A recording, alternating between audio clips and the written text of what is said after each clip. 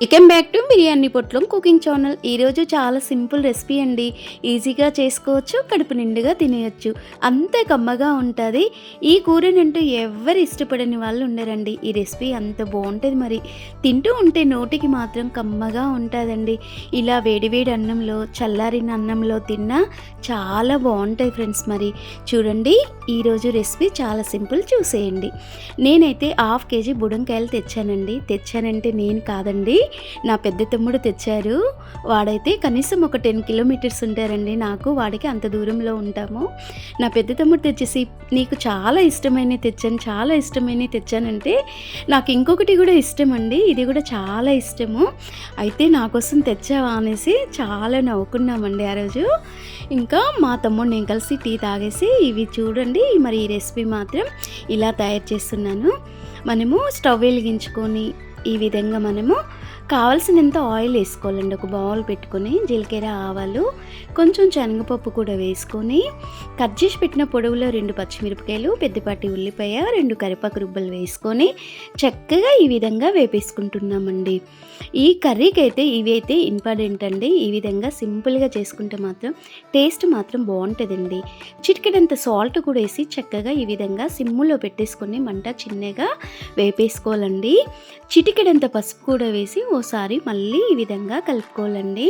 ఇలా కొంచెం సిమ్ములో పెడితే ఉల్లిపాయ ఎంత బాగా ఉడికితే బుడంకాయ కూర అనేది చాలా టేస్టీగా ఉంటుంది. మరి సన్నగా ఈ 1/2 కేజీ బుడంకాయల్ని సన్నగా కట్ చేసుకోవాలండి. పొట్టు మాత్రం తీయకూడదండి. ఈ సిటీకి వచ్చి అందరు స్మార్ట్గా తయారైపోతురండి. ఆలుగడ్డ పొట్టు తీయ, దోసకాయ పొట్టు తీయ, పొట్టుతో ఉండాలండి.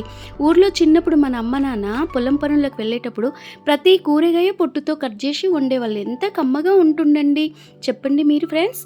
చూడండి, 2 టమాటాలు కూడా సన్నగా ఈ విధంగా కట్ చేసుకొని వేసుకొని కలిపి ఒక 5 నిమిషాలు మూత పెట్టుకోవాలండి. ఇలా చూడండి, బుడంకాయలు, టమాటో, ఉల్లిపాయలు బాగా మగ్గిపోయాయి కదా.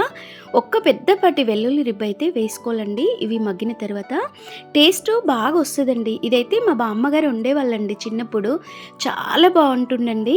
ఒక్కొక్కరి చేతి తీరు టేస్ట్ ఒక్కొక్కలాగా వస్తుందండి.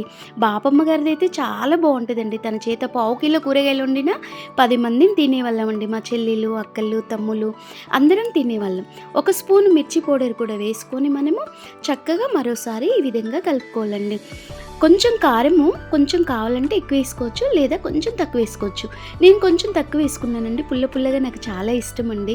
చూడండి, అదే చిన్న పాత్రతో నేను 2 సార్లు చేసుకున్నాను. 100 ml వాటర్ వేసుకున్నానండి.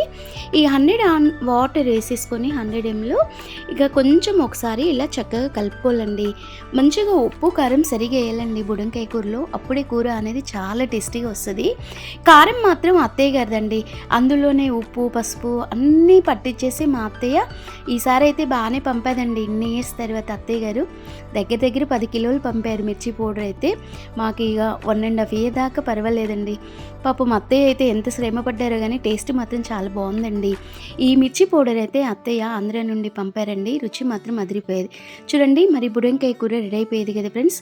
కాసింత కొత్తిమీర కూడా పైనంగా చల్లేసుకొని ఓసారి ఈ విధంగా చూడండి, అబ్బబ్బబ్బా గుమగుమలు ఆడుతుంది ఫ్రెండ్స్. మరి వేడివేడి అన్నంలో వేసుకొని తింటే మాత్రం టేస్ట్ సూపర్ ఫ్రెండ్స్. మీరు ట్రై చేయండి, ఒక లైక్ చేసి, షేర్ చేసి, సబ్స్క్రైబ్ చేయండి.